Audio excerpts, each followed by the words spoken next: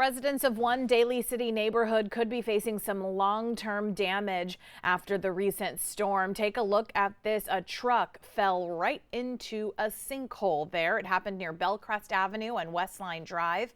The man who took the photo says the street looked fine until the truck just suddenly collapsed into the ground.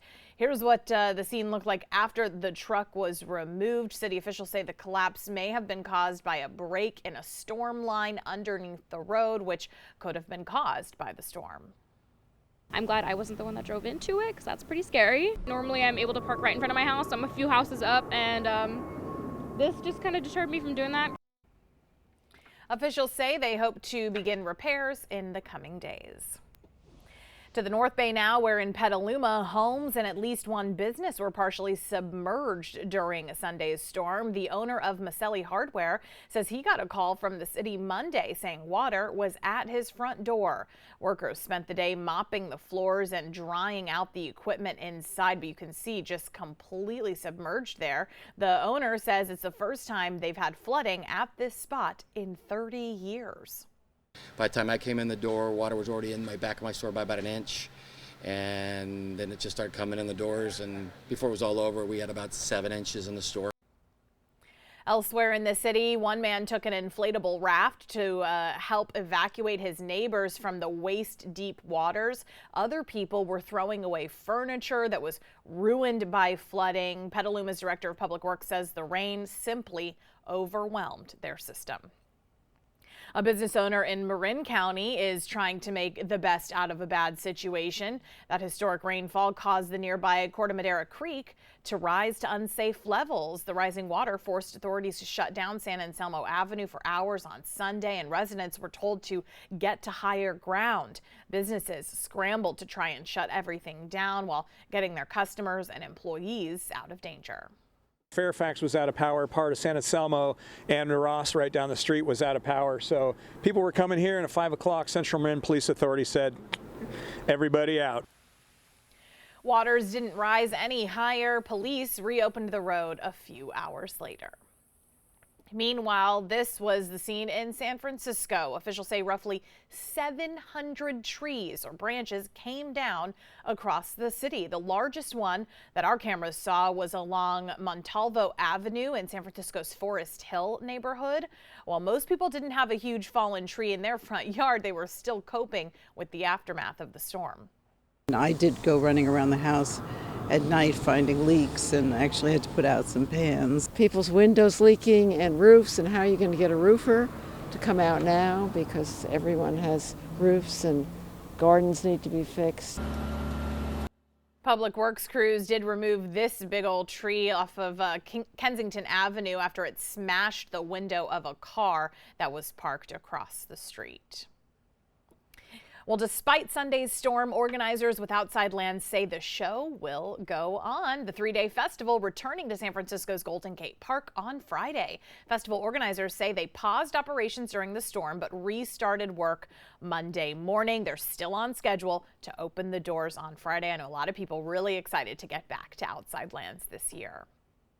The Alameda County Fair also back in full swing after the weekend storm. Organizers were actually forced to cancel on Sunday, of course, due to some safety concerns. Some of the vendors returned to find their booths had been pretty damaged by the strong winds and the heavy rain, but fair workers were able to quickly clean up and get things reopened. The fair was, of course, canceled last year due to the pandemic. This year, the summer start had to be pushed to the fall as the grounds were being used as a COVID-19 vaccination site. So they've had a lot of moving and shaking going on, but fairgoers say they're glad to be back.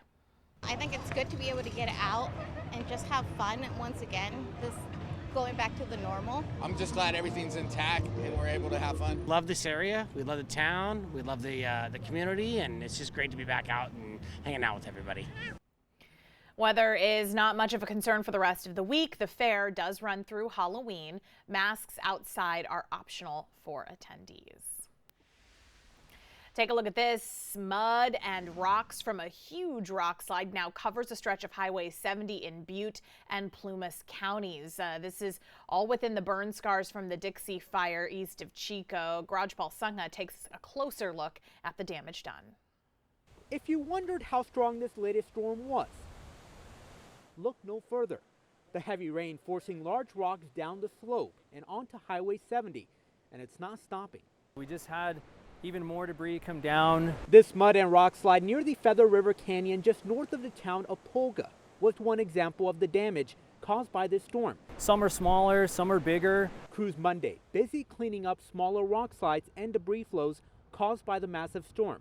We don't know what's under there yet, so there's no way to assess what the actual physical damage to the road is. This area is surrounded by wildfire burn scars. The Dixie Fire earlier this year started way up there on the hill, and then just off to the right, that is the 2020 Bear Fire burn scar. But Caltrans doesn't believe that this slide happened because of the burn scar, but instead because of the excessive moisture we received.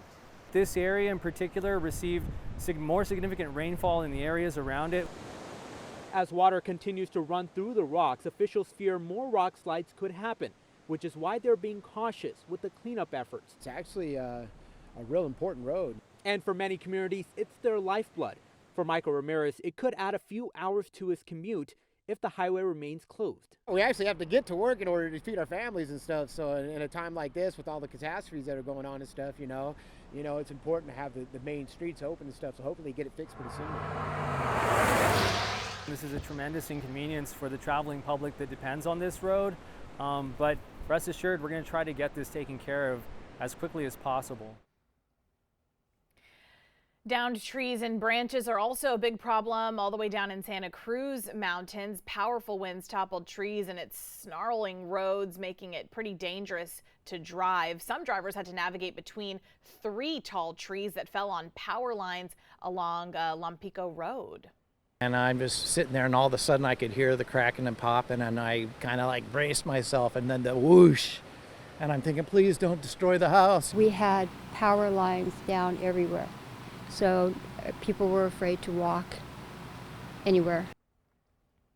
Glen Canyon Road was also blocked, and access to several homes was cut off after a large eucalyptus tree came down. At the height of the storm, PG&E said as many as 9,000 customers were affected. Evacuation orders were lifted yesterday, though, for about 3,000 homes that were in those lower-lying burn scar areas. Well, here's a question many are asking in the Bay Area. Did this storm system actually move the needle on the drought? The Hetchy Reservoir in Yosemite now at 65% of maximum storage, up 62%. From last week. The reservoir accounts for 85% of San Francisco's water supply.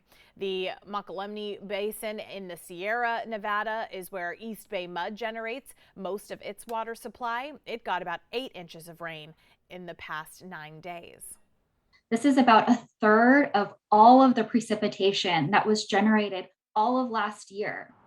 And here locally, we generated about 7 inches of rain, which is nearly all of the precipitation that was generated all of last year.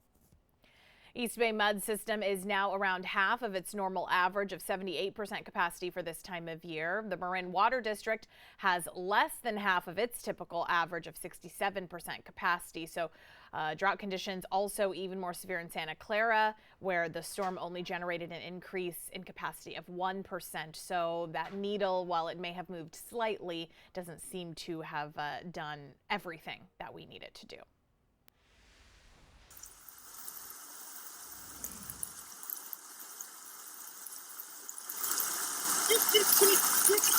Oh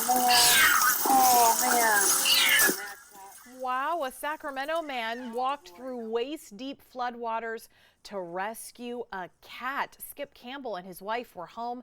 They spotted the animal getting carried away by the floodwaters, so Campbell jumped into action when he noticed the cat struggling to stay afloat. The cat was really right about there, just bobbing up and down, trying to get, it's not a very good swimmer, apparently. It was about waist high, and I was just real careful because it does drop off about 3 feet away from where I'm at, and that's where it drops into the creek bed. Had to be really careful with that. The couple hasn't decided if they're going to keep the kitten, but they say they've rescued cats and kept them before, so I think this little kitty has found its new forever home. You're watching KRON On. We'll have more news after the break.